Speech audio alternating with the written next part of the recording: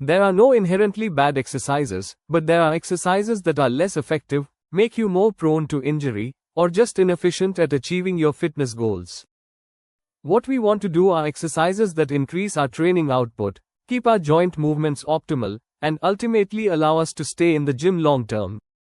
In this video, I want to share 10 exercises you must avoid if you want to achieve the best results in the short amount of time possible while also reducing the risk of injuring yourself in the gym. So without further ado, let's jump right in. Exercise number 1, lying leg curls. The lying leg curl isn't necessarily the worst exercise, but there are certainly better alternatives. Let's take a look at the seated leg curl as an example. Not only is it safer on the knee joints, but it produces better hamstring growth and elicits the same strength gains. One study comparing the two movements found that the seated leg curl produced significantly greater muscle gains compared to its lying counterpart. You see, with the lying version, your hips are extended while in the seated variation, your hips are flexed, and since 3 of the 4 hamstring muscles cross the hip joint, flexing the hips allows you to work them in a more lengthened position. In terms of safety, one study from Escamilla et al. Showed that a forward trunk tilt tends to decrease ACL loading, likely due to increased hamstring activity. This means it places less strain on the knee joints.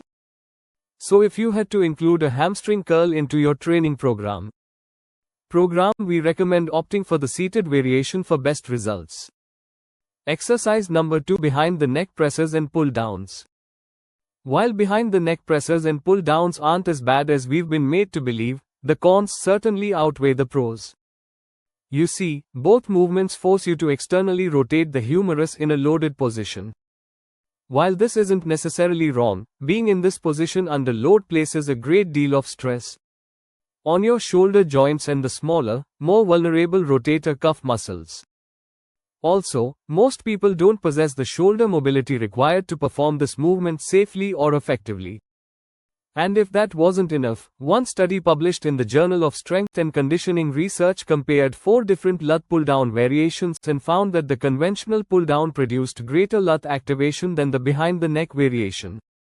So, while these exercises can build muscle, there's really no benefit to performing the behind-the-neck variations over the more traditional versions.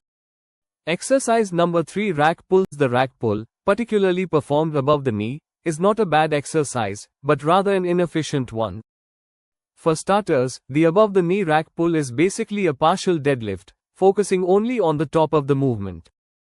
The reason some might perform rack pulls over head lifts is simple. It removes the legs and spinal erectors from the movement, allowing you to place a ton of load on the traps. There's no denying that this rack pull variation is fun and feeds the ego, but if your goal is simply to build your traps, there are far better ways to do it.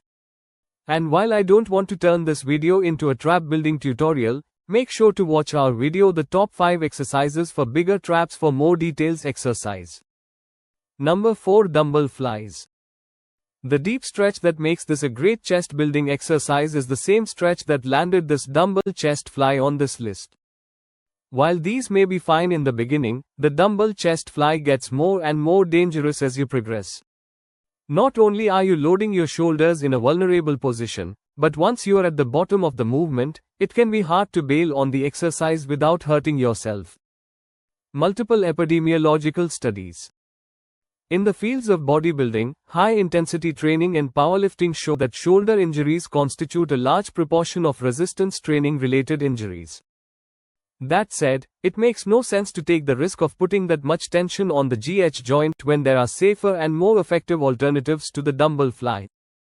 Cable flies, for example, are not only more effective due to the constant tension provided by the cable, but they provide more variety as a simple change in the height of the pulley can shift the focus to different areas of the chest. Exercise number 5, forward lunges. Forward lunges are a great unilateral exercise for the quads and glutes, and are less punishing to your joints compared to conventional squats. But even then, they're not the best option for someone with existing knee issues. One study comparing different lunge variations showed that the forward knee lunge variation produced the most strain on the knee joint, although Although it's unclear whether the participants were doing body weight or loaded lunges, we can presume that loading the exercise would only make it worse. If you're dealing with knee issues, the reverse lunge might be your best bet as it was shown to be the most joint-friendly variation. Not only that, but it also produced the greatest activation in the glute max and quads compared to the others. Exercise number 6. Kipping pull-ups. A popular CrossFit movement, kipping pull-ups are a high-intensity, gymnastics-inspired exercise that involves swinging and using momentum to perform a pull-up. While no one can argue that this variation of the pull-up allows one to perform more repetitions in less time, the question becomes, are you achieving the purpose of the pull-up, which is to develop the back musculature? According to EMG studies, both kipping and butterfly pull-ups show significantly less upper body activation compared to a strict pull-up. Not only that, but both kipping and butterfly pull-up variations can have negative effects on shoulder health, especially if an individual has not developed robust, stable, and highly mobile shoulders. To put it simply, if the goal is to build muscle maximally while avoiding injury, there's absolutely no reason I can think of to incorporate kipping pull-ups into your training. Instead, stick to what's tried and true, even if it means you'll have to leave your ego at the door and perform less rest. Exercise number 7. Muscle-ups. The muscle-up is another momentum-based movement that involves performing a pull-up and then transitioning into a deep. While being able to perform this exercise is a great feat of strength, it really serves no purpose as it relates to building muscle and similar to the kipping pull-up. It can also put unnecessary stress on your joints, thus increasing the risk of injury to avoid the risks while still targeting the same muscle groups. It's better to stick to strict pull-ups and dips. These exercises focus on using your upper body muscles separately and do not involve risky or unnecessary transitions. And while they won't look as cool in the gym, I guarantee your joints will thank you in the long run. Exercise number 8. Dumbbell side bends. It's important to understand that some spinal flexion is not necessarily a bad thing, as it occurs during exercises you're likely already performing. For example, during squats and good mornings, the spine is held in isometric flexion and is supported via bracing the core muscles. It's the dynamic, repetitive, and acute lateral flexion of the spine during exercises that can increase the risk of injury. Not only that, but it does almost nothing for your obliques. According to research, exercises that require constant abdominal stabilization as well as body rotation generate the most muscle activity in the obliques. Out of 13 exercises that researchers tested, the captain's chair showed to be the most effective for this particular region of the core. Exercise number 9, cheek curls.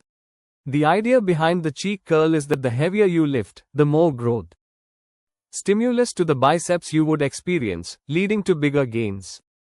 The problem is, if too much momentum is used, it becomes a whole body curl involving the hips and knees, causing you to lose tension where you actually want it. In most cases, more plates do not equal more gains if you sacrifice form. Instead, opt for an inclined dumbbell curl where you extend your arms past your torso. This puts both heads of the biceps in a lengthened position, creating better mechanical tension throughout the range of motion, resulting in greater hypertrophy. Exercise number 10. Barbell skull crushers. When performed correctly, barbell skull crushers are great for the triceps, which is why they're a staple in most lifters' training programs. My only real issue with this exercise is that despite how many tutorials are available, it's the most butchered exercise by far. This could also be the reason most people complain of elbow pain when performing it. Not only that, but there will come a point in your training where loading this exercise can further increase the risk of injury, especially if your form is not absolutely flawless. In my opinion, the Smith machine JM press is the best alternative. Not only does this exercise lend itself well to overload while allowing you to achieve full elbow flexion, doing it in the Smith machine makes the movement far more stable and safe. So there you have it, 10 exercises every man must avoid, especially as you get older. While it can be hard to let some of our favorite old school exercises go, updating our personal exercise index with more effective, efficient, and safer alternatives will ensure we can keep doing what we love for years to come. Did you find this video helpful? If so, click the like button below as it'll truly help out the channel. And if you haven't already, make sure you subscribe for more videos and don't forget to turn on post notifications so you don't miss the next one.